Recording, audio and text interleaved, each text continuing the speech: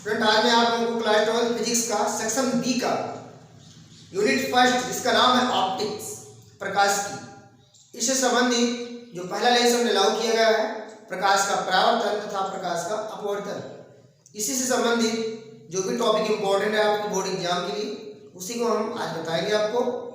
तो आइए मैं आपको बताता हूँ कौन कौन से टॉपिक इंपॉर्टेंट जो कि मैं आपको पढ़ाने जा रहा हूँ, और इस वीडियो में ही आपको मैं सारा टॉपिक लेसन फर्स्ट का पढ़ा दूंगा।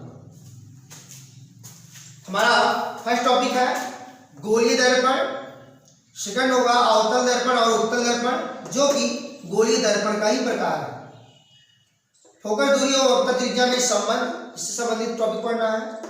लास्ट टॉपिक होगा प्रकाश का अपवर्तन तथा परावर्तन, इस घटनाओं को पढ़ना है और इन घटनाओं से जो भी संबंधित इसके नियम है उसको यार में स्टडी करना है।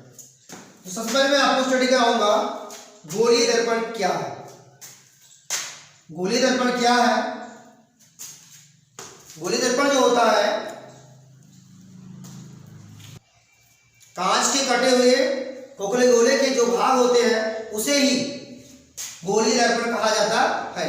गोलीय दर्पण मुख्यतः दो प्रकार के होते हैं, अवतल दर्पण और उत्तल दर्पण। अब आपको समझना है अवतल दर्पण होता क्या है।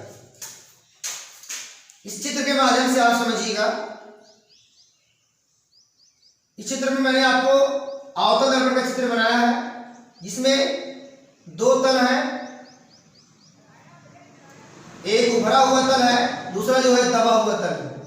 इस उभरे हुए तल पर जो है कलई की हुई है, पेंटिंग की हुई है। कलई का मतलब होता है पेंटिंग करना, इसीलिए इसका नाम है उभरा हुआ तल।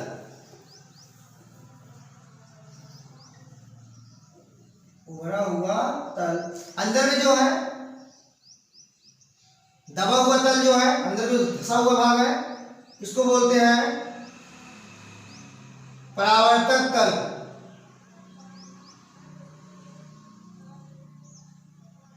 परावर्तक तल। अंदर को जो धंसा हुआ भाग है, अंदर में कोई कलई नहीं की हुई है, इसका नाम है परावर्तक तल, और बाहर वाली जो कलई की हुई उसका नाम है उभरा हुआ तल। तो ऐसा गोलीय दर्पण जो उभरे हुए तल की ओर पेंटिंग किया गया हो जिसमें, और अंदर की ओर जो दबा हुआ भाग है उसमें कोई पेंटिंग ना हो, कोई कलई ना हो, ऐसे दर्पण को अवतल दर्पण कहा जाता है। मतलब उभरे हुए तल की ओर कलई की होती है और जो परावर्तक तल होता है वो धंसे हुए भाग की ओर होता है, दबे हुए भाग की ओर होता है। ऐसे दर्पण को ही अवतल दर्पण कहा जाता है। जिसमें कोई कलई नहीं की हुई है वो जो है परावर्तक तल होगा। इसीलिए इस पूरे चित्र का नाम हो जाएगा अवतल दर्पण।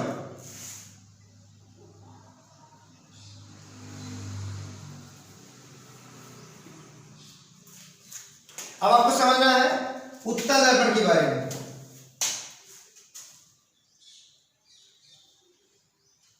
अब आपको हम समझाएंगे उत्तल दर्पण के बारे में।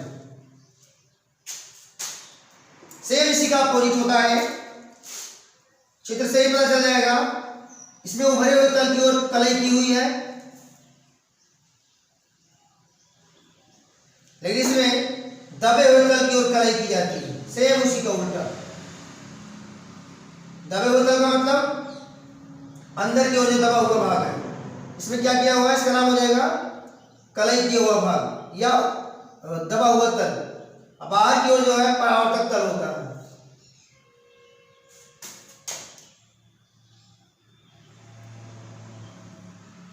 ये जो है परावर्तक तल है।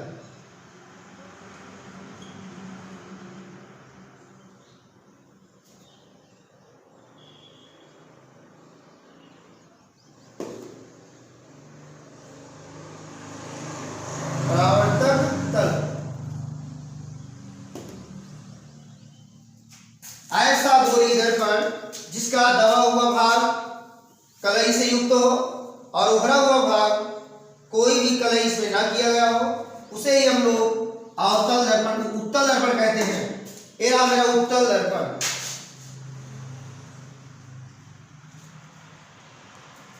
फिर से आप अच्छे से समझ लीजिएगा।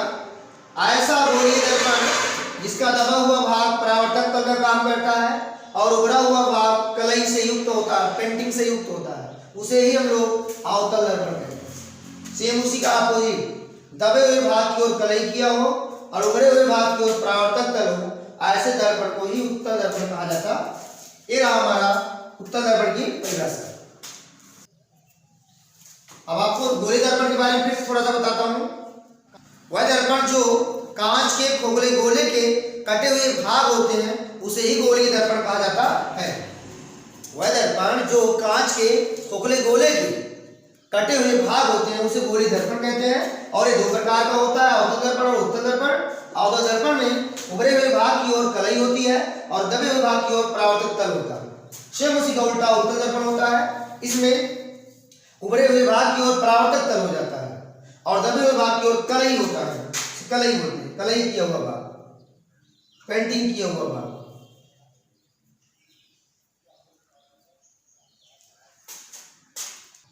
अब मैं आपको नेक्स्ट टॉपिक पढ़ाऊंगा जिसका नाम है फोकस दूरी और वक्र त्रिज्या में संबंध।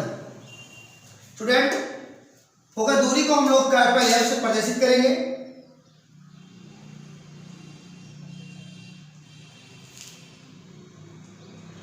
और वक्र त्रिज्या को हम लोग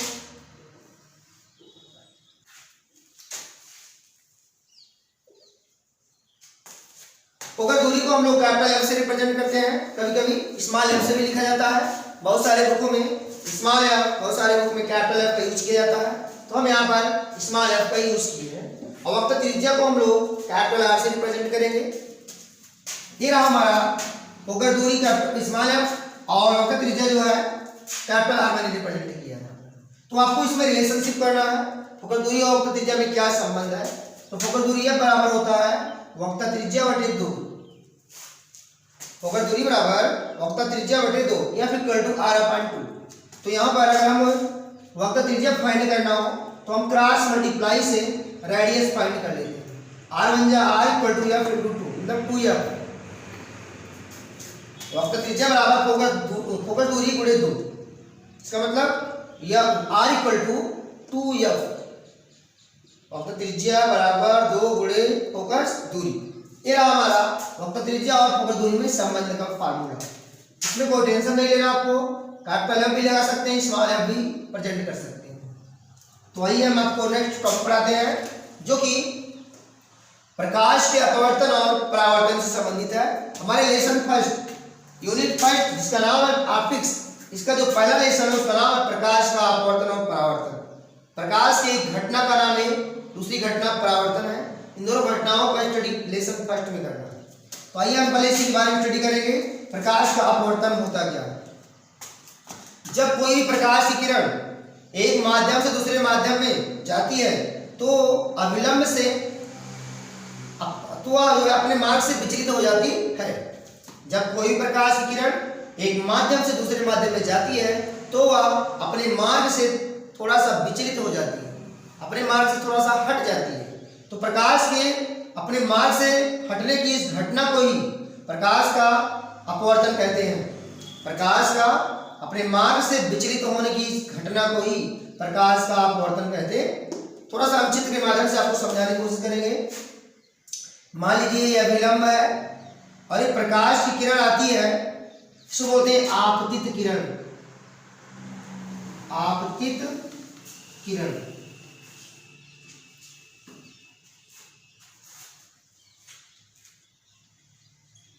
और एक दूसरे माध्यम में प्रवेश कर जाएगी, इसका नाम हो जाएगा अपवर्तित किरण।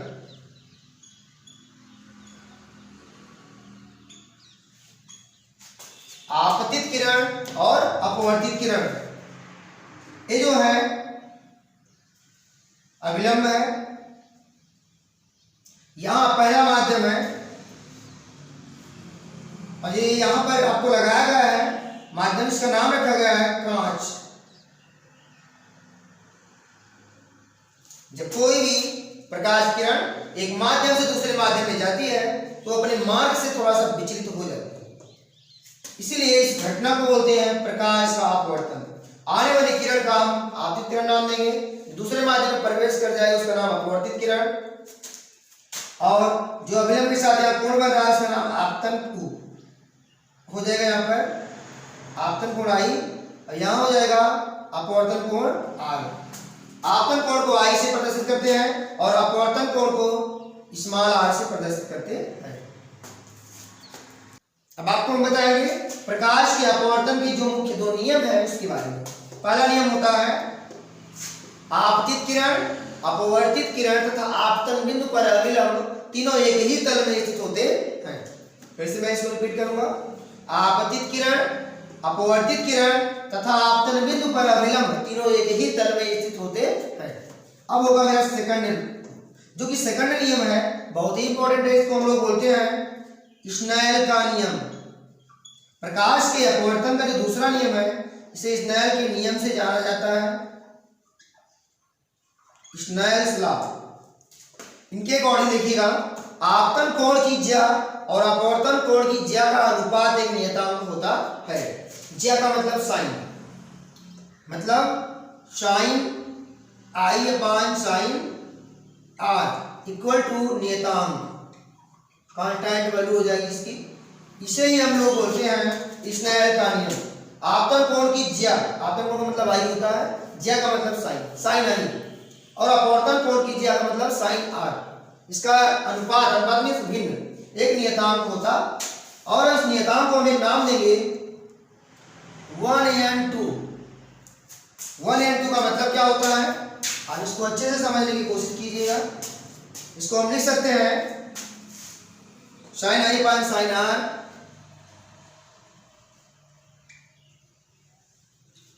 Equal to 1n2। 1n2 का मतलब होता है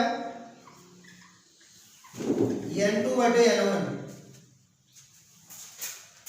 sign I upon sine R equal to n2 बटे n1, n2 अपान n1। इसका मतलब होगा पहले माध्यम के सापेक्ष दूसरे माध्यम का अपवर्तनांक, पहले माध्यम के सापेक्ष दूसरे माध्यम का अपवर्तनांक, इसका मतलब n2 upon n1। Sine I upon sine R equal to n2 upon n1। ये हमारा प्रकाश के अपवर्तन के दोनों रूल रहे, जो कि सेकंड लॉ बहुत ही इंपॉर्टेंट है। इसको स्नेल्स लॉ के नाम से जाना जाता। अब मैं आपको बताऊंगा प्रकाश के परावर्तन से संबंधित घटना। हमारा टॉपिक है प्रकाश का परावर्तन, रिफ्लेक्शन ऑफ लाइट। इंग्लिश में बोलेंगे रिफ्लेक्शन।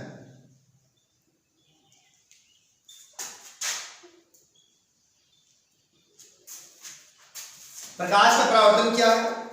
जब प्रकाश किसी चिकने या पॉलीदार तल से टकराता है या आपतित होता है तो अपने मार्ग से सीधा उसी माध्यम में वापस लौट जाता है। मार्ग कभी भी बदल सकता है लेकिन वो माध्यम सेम वही रहेगा। मतलब किसी भी प्रकाश का किसी चिकने तल से टकराकर उसी माध्यम में वापस लौटने की घटना को प्रकाश का परावर्तन कहते हैं। मैं चित्र के माध्यम से आपको समझाने की कोशिश करूंगा।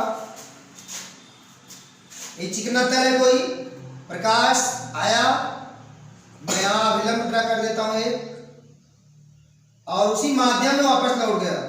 ये रहा आपतित किरण, ये जो है परावर्तित किरण हुआ।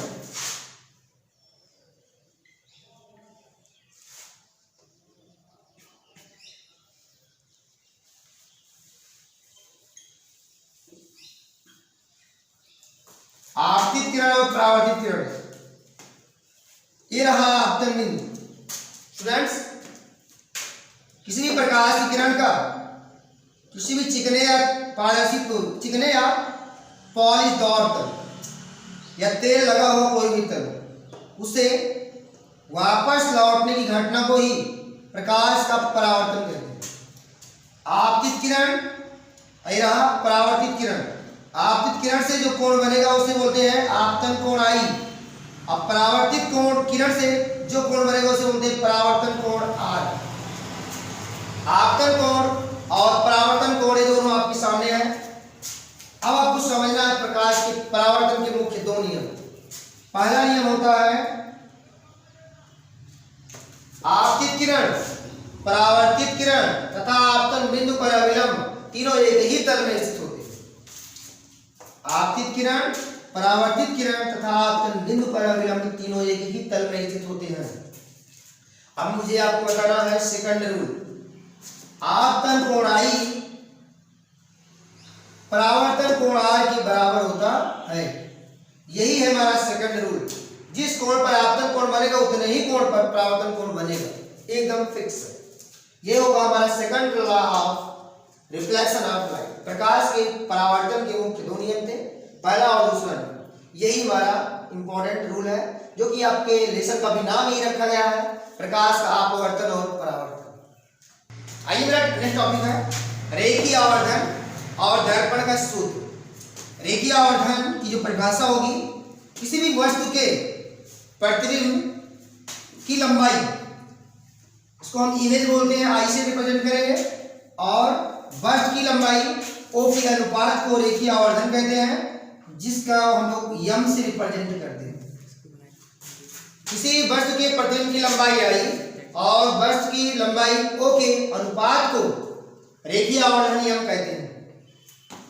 इसको हम लोग इमेज बोलते हैं, इसको बोलते हैं ऑब्जेक्ट। ऑब्जेक्ट मीन्स वस्तु होता है या पिंड होता है, इमेज मीन्स प्रतिबिंब या परछाई होता है। प्रतिबिंब की लंबाई और वस्तु की लंबाई के अनुपात को ही रेखीय आवर्धन के नाम से जाना जाता है। ये हुआ प्रतिबिंब की लंबाई,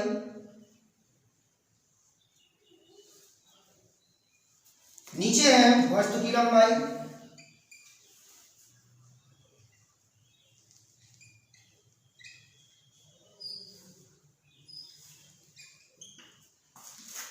प्रतिबिंब और वस्तु की लंबाई के अनुपात को रेखीय आवर्धन कहते हैं। इसका कोई मात्रक नहीं होगा, क्योंकि लंबाई एक ही है, लंबाई एक ही है, दोनों आपस में इसकी जो मेजरमेंट होगी, यूनिट होगी, वो आपस में कैंसिल हो जाती है। आइए मैं आपको दर्पण के सूत्र से संबंधित कुछ इंपॉर्टेंट टिप्स बताऊंगा और इसके फार्मूले को आसानी से लर्न करने का तरीका भी बताऊंगा। तो दर्पण का जो सूत्र होता है, दर्पण तो दो प्रकार का होता है, मैंने बताया आपको अपने लास्ट लेक्चर में। पहला है अवतल दर्पण, दूसरा हो जाएगा उत्तल दर्पण।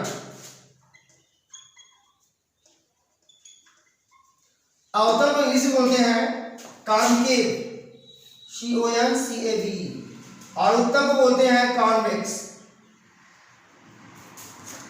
और दर्पण को बोलेंगे मिरर।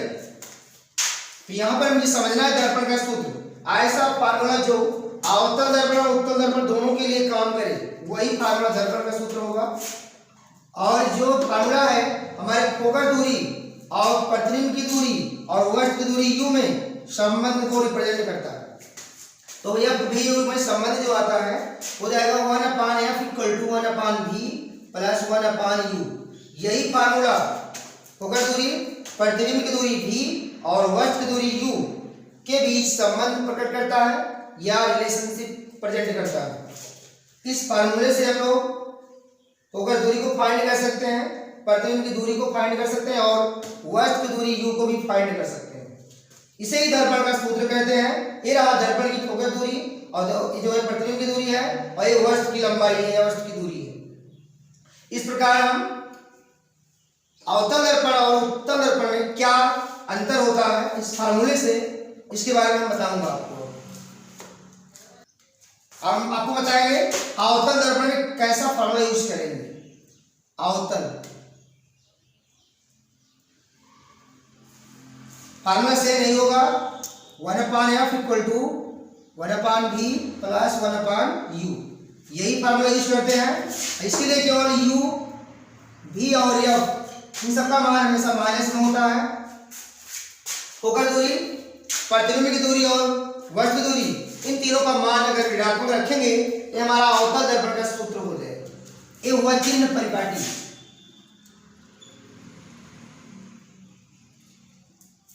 चिन्ह परिपाटी परीक्षा में आता है, अवतल दर्पण का सूत्र आप लिख दीजिएगा ऐसा, और इसमें u v f को बता देना ऋणात्मक होता है। अब रहेगा उत्तल दर्पण का सूत्र।